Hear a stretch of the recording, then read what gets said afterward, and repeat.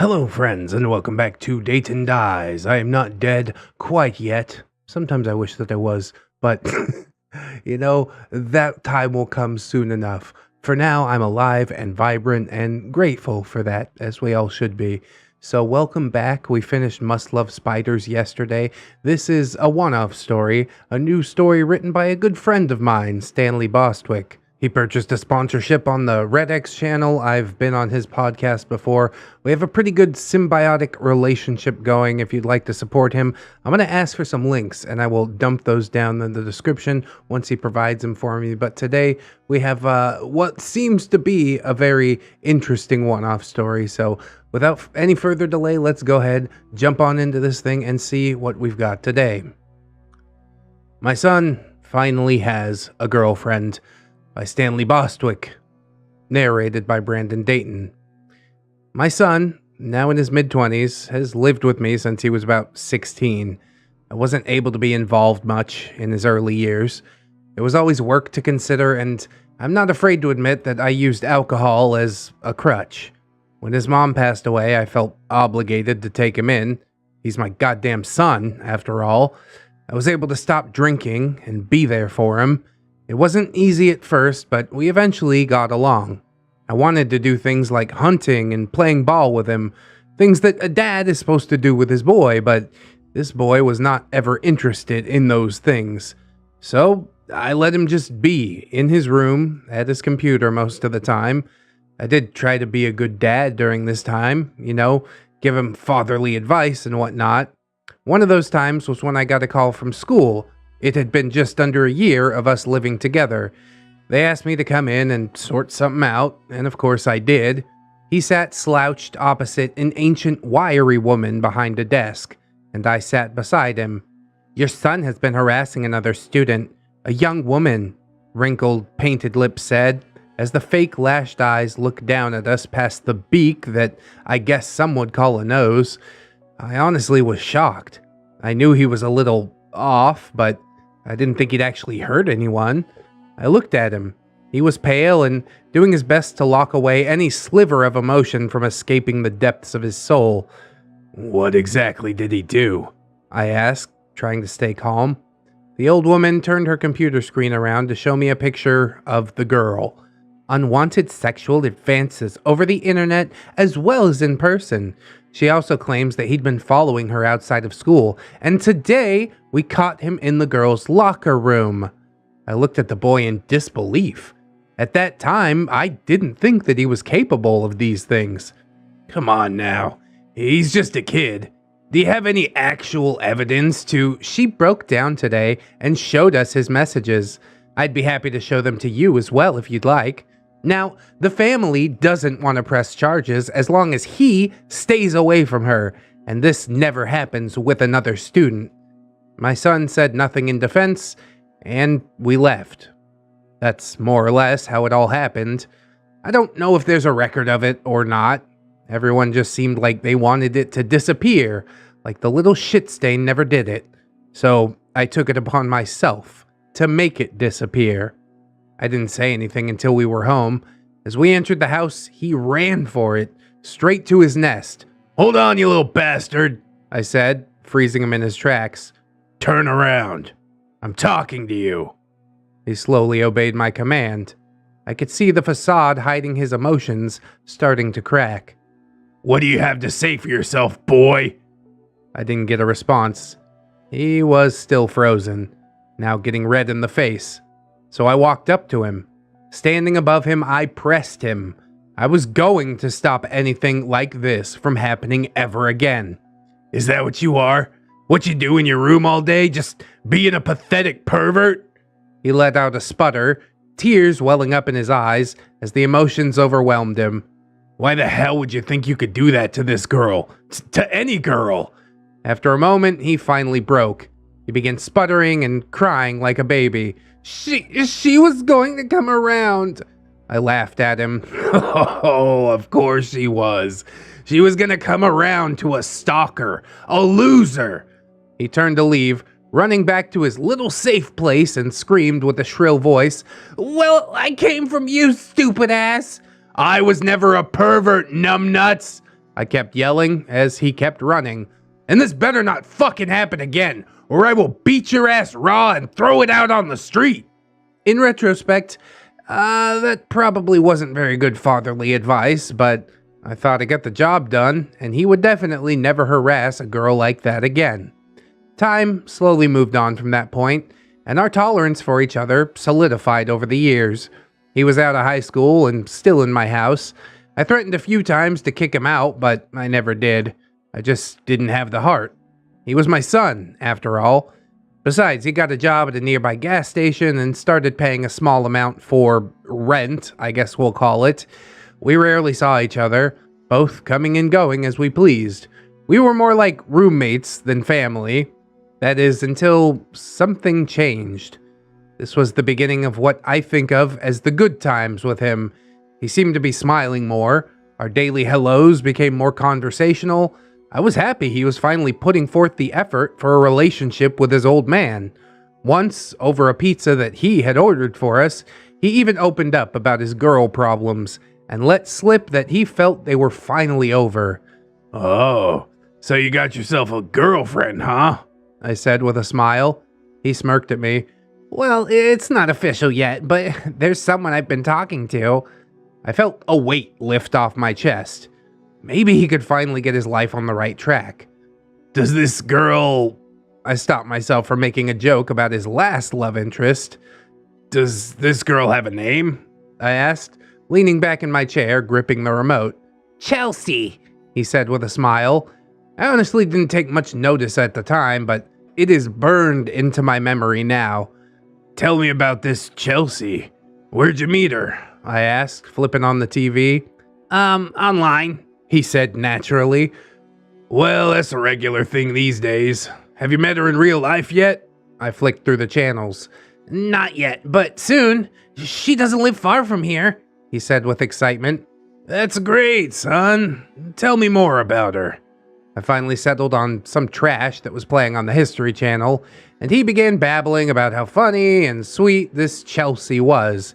It all faded into background noise as I became focused on the show and the pizza. The next few months were great between us. He came to talk to me many times about this girl and life and whatever else was going on. Soon, though, he seemed to get more and more tired. He talked to me less and less. I assumed it was because he'd been going out to see this girl or staying up to talk to her. I honestly didn't think much of it until I realized that he hadn't brought her around to meet me or anything. In fact, I realized that there wasn't any indication of the relationship at all, aside from what he had said.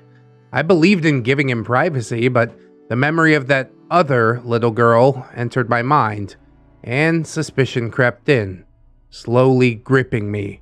He was a man at that point. They would not sweep something like this under the rug again. Law enforcement and legal fees swarmed my thoughts. I had to confront him as tactfully as I possibly could. I caught him just as he got home one night. He had a brown paper bag, more chips no doubt. "Hey, son," I said, gripping his attention. "So, you and this girl..." "Chelsea, Dad." "Yeah, Chelsea. I was wondering when I'd get to meet her," I pressed, folding my arms. "Oh," he said. Yeah, it's just been real busy, you know?" I could start to see him sweat. "Yeah, I get it, but she's your girlfriend now, right?" I asked firmly. "Of course, yeah," he said. "We've been exclusive for a while now." I looked down at him. "Have her come over for dinner then. I'll pick up some Chinese tomorrow night." He looked at me with his eyes glazing over. "Unless there's something you need to tell me about her and your relationship." "No, no, it's fine. Everything's fine," he stammered. "You're not a little boy anymore," I said, dropping the hint. He got it and nodded. "Dinner, tomorrow night," he agreed as he walked past. That night and the next morning, there was a strange smell coming from his room. Not the normal smells, mind you. This was like incense, kinda new agey kinda shit. When I got home that day, I put the Chinese on the counter and went to his room. I knocked on the door. "You okay in there?" Still having dinner with your girlfriend? I heard a commotion. Something knocked over, and he was swearing under his breath. Yeah, Dad, she'll be here soon, he yelled through the door.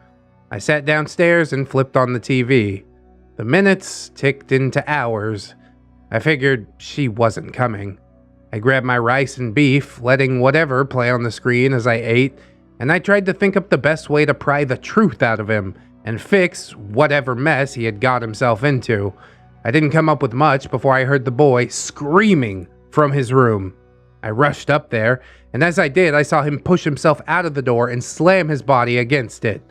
I looked at him confused. What's going on? He just panted with his eyes closed, and I walked closer. Son, what is going on? He shook his head. Nothing, Dad. He cringed. Just a big spider. What? You need me to kill a spider? I began to push the big wuss out of the way. No, Dad, I got it. He tried pushing me back. I shoved him back and opened the door. There was nothing. Well, nothing aside from the dirty laundry, dirty dishes, his soda bottle collection. Where's the damn spider? I asked. He backed up from the door and pointed. It's over there. It probably ran off by now. It's okay, Dad, really. All right then, I said, leaving his nest and shutting the door. Go get your food. It's on the counter. His pale face bobbed up and down in affirmation. I went to bed shortly after that, but I didn't sleep. I had to figure out what the hell was going on with that kid. I decided next time I was sure that he was away, I'd look on his computer to see what was going on. It was about that time that I heard a gunshot. I ran out as fast as I could, and I saw my boy swinging the butt of my pistol at thin air in front of his room. What the hell are you doing, you little psycho? I shouted as I began wrestling the gun away from him. He let go and scrambled back from me. Dad, I'm sorry, he began sobbing. I'm so sorry. You better hope the neighbors don't call the cops, I yelled, looking around trying to figure out what he was doing with my rifle. What's gotten into you? I said with a sigh. I thought you were finally... I didn't know how to finish that statement. He was just looking past me anyways. I'm sorry, was all he could say. I took the gun and started back to my room. It's fine, just if the cops come, you don't know anything about this. Go to bed and we'll talk about it in the morning. Please stop screaming, I heard him whisper. I turned back for a moment to look at him cradling himself on the floor. I sighed again and kneeled beside him, putting my hand on his back. Hey, buddy. It's all right, okay?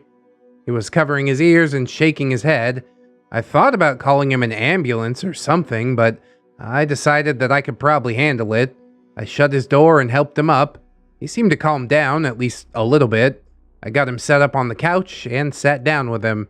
He passed out pretty quick. In the morning, things seemed to go back to somewhat normalcy. He apologized and said that he made a mistake. I told him we'd just move on from it.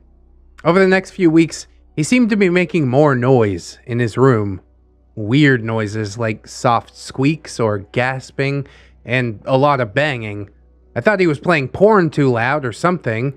He also stopped talking to me as much. Those sounds pushed back my plan to look through his computer because I thought he was home more than he actually was. I waited for when I actually saw him leave, and it wasn't long before I did. As soon as I thought it was safe enough, I went up to his room. I heard those gasping sounds again on the other side of the door. Dumbass must have left the computer on, I thought, before I saw the doorknob jiggle. It was only for a split second. I opened the door as fast as I could, but again, nothing was there. The computer was on, but nothing was playing on it. I sat at the desk. His search history was way stranger than I had anticipated. Manifestation gone wrong was his last Google search. How to de-manifest, get rid of manifestation, and stop manifestation were all on the list as well. I couldn't make sense of anything that came up. Sitting there looking over this weird trash really creeped me out. I felt that feeling that I used to get when I was a kid, and had to turn out the lights at the base of a staircase before I ran up them, but this was amplified. Even though I didn't have any answers about Chelsea, I left that room. I did my best to just put it all out of my mind. He hadn't mentioned her in a long while. I convinced myself that he hadn't gotten any girl involved and Chelsea probably wasn't even actually real. I couldn't understand, so I just let sleeping dogs lie. I wish that I had known then what I do now. Over the next few weeks, the noises got louder. Those squeaks became shrill screams, slowly increasing in volume. I constantly asked him to turn down whatever weird-ass porno he was watching. He never had a decent response for me. Oh, sorry, Dad, or yeah, sure, Dad, was all I really got out of him during that time. I decided to confront him one more time. When I caught him, he was paler and sicklier than normal and carrying yet another brown paper bag. Look, son, I know you've been going through a rough time. Maybe a breakup with that girlfriend of yours. Actually, Dad, he said with a cold voice without actually looking at me. She's actually been pretty clingy lately. I shrugged. Then you gotta break up with her, buddy. She's running you ragged. He shook his head slowly. It's more complicated than that. I smiled at him. Finally, he was giving me something. I know it seems that way, but you need to take care of yourself. He looked at me in the eye. Is that what you were doing? I didn't have a response. Why would I want your advice? I don't want to end up like you. I narrowed my eyes. Look who finally dropped their balls. I'm trying to help you now. I can't change what I did or didn't do before. There was cold anger in his eyes, but he looked away again. Yeah, I know. And he turned to leave. I just want you to stop leaving whatever shit you're playing on and turn the volume down, I yelled as he vanished back into his room. One day, I came home from work and that shrill screaming was louder than I had ever heard it. It was like a mountain lion letting out a fierce warning, and I could not take it anymore. I banged on the door and yelled at him to shut it off. The screaming stopped for a moment and was replaced with labored breathing, and then a bang on the door from the other side. Insulted, I crashed through that door. I began a long-winded rant, and then I saw him. My boy was laying on his bed, sprawled out. His clothes were torn, bloody rags. His whole body was covered in deep scratch marks, and my boy's neck was gouged.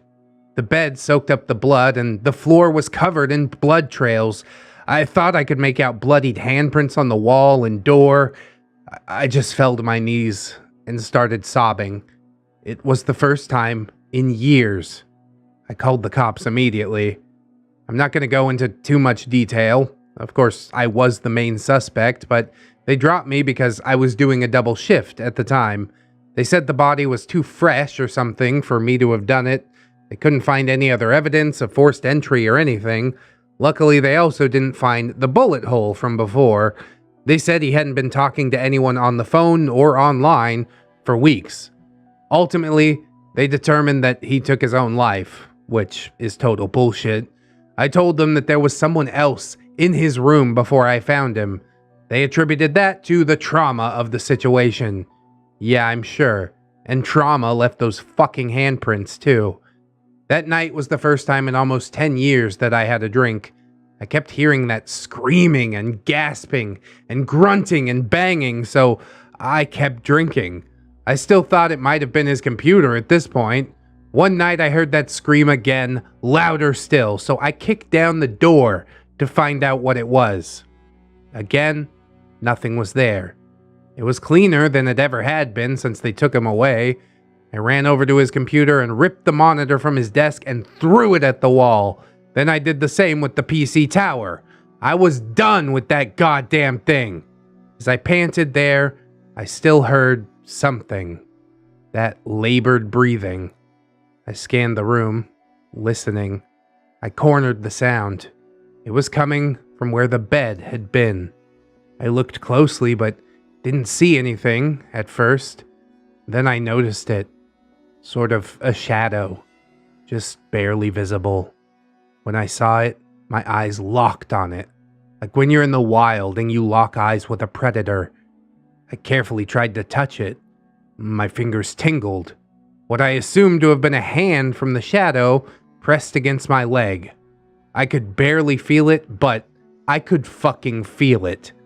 I backed up from it slowly, and it started screaming again. I tried to shut the door behind me, but I had damaged it too much for it to close right. I went to bed, locking myself in my room. It was another sleepless night. It was at this point I realized that I couldn't drink this away. I needed to understand. I remembered the manifestation thing that I had read about on his computer. Now I read up on it, doing my best to try and understand. From what I gathered, manifestations are beings created from someone's mind. It's literal mind over matter. According to what I read, if someone concentrates hard enough, they can imagine someone or something and make it sentient. A connection between the creator and the created is forged. Then, using their willpower, they can bring that something into the real world, creating flesh and blood through pure obsession. Apparently, it takes months or even years to do it right. I didn't believe that there was a manifestation in my house at first. Honestly, I thought I was going nuts just like my son had, but I kept hearing it. It never gave the goddamn screaming a rest. Even still, my belief in manifestations weren't solidified until about a month or so ago, when I saw it. I mean, really saw it. It was not a shadow anymore. I could hear it panting in the hall as I got up to go to work half sober. It faded into reality as it drug itself from my boy's bedroom. I finally got my wish to see his girlfriend. She was the girl that he had stalked all those years ago. Chelsea would have looked just like that girl had that dumbass done it right. I guess he didn't have enough willpower to finish the job because Chelsea now looked like she survived getting hit by a bus after an acid bath. As soon as she appeared, she faded out of sight. I felt sick. I skipped breakfast and went straight to work. Now, along with hearing her, I see Chelsea every fucking day. She's always at my door, usually banging. I can get past her without a problem for now. I know she's not real, but she will be. Soon enough. I keep my pistol with me at all times. I'm not abandoning my house. Besides, she killed my boy. Now I'm waiting till she's solid flesh and blood, and then I'll do what any good father would do. He was my son, after all. Well, that is a sorry state of affairs, is it not? Poor kid started going down a road, didn't even probably realize what was at the end. He thought that creating another sentient being out of pure willpower would be an easy task, and the truth is that most people will never be up to that job. I've been trying to manifest a beer or a Red Bull all night, but I don't even have that in me, so creating another person, forget about it. The dad, definitely not the star of the show, somewhat of an unreliable narrator. Perhaps his drinking had something to do with all of these happenings. But of course, I wouldn't want to point the finger, at least not until we get a bit more proof. Still, a good one-off, a nice little something to chew on in between the sagas, so thank you to Stanley Bostwick for providing it for us to enjoy. I hope that you guys enjoyed it. Do let me know by liking, commenting, and or subscribing. I would appreciate that. Join us again tomorrow for yet another creepypasta video, and keep yourselves safe out there. Until then, don't touch the shadows on the wall. They just might be sentient. I will see you guys again tomorrow, and until then, bye-bye.